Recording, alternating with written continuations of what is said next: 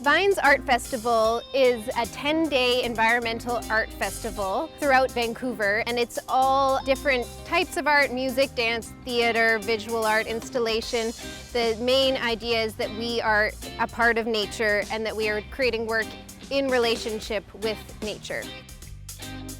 The piece that I am performing here today is called Saving Mother, and it's really about Indigenous women's bodies and the land and the violence that's being inflicted on both.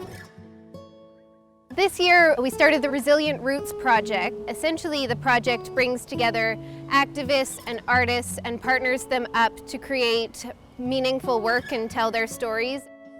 My people would call it a nach, like a story, a true telling. It's a story about Wendigo, and Wendigo is a cannibal monster. And the story kind of takes a turn in which it speaks to a human, an actual human becoming Wendigo, becoming a cannibal monster, and devouring their entire family and village.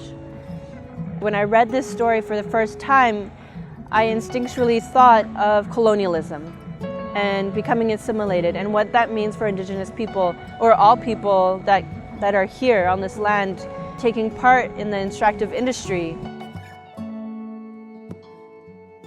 Art provides an opportunity for critical discussion. People feel more safe to talk about that art piece than they do when they watch the news. It allows for a different avenue to talk about what's going on around us. When you're embodying colonialism on a stage in as horrible a way as you can try to make it for the sake of the piece, yeah,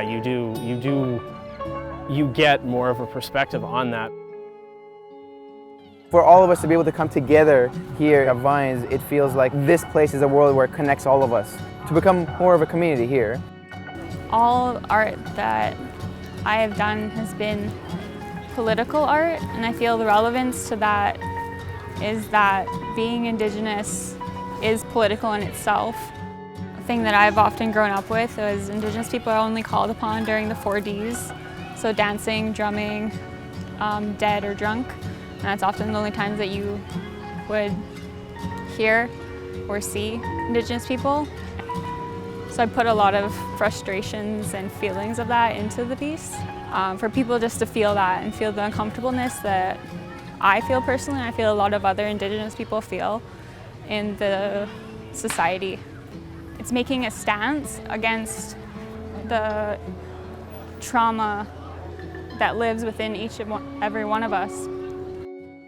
To me, this is the important role to play in the whole process of decolonizing our ways of seeing and being. And I hope they leave with their own willingness to kind of untangle all those complex feelings, emotions, and listen to ways that they can speak through that.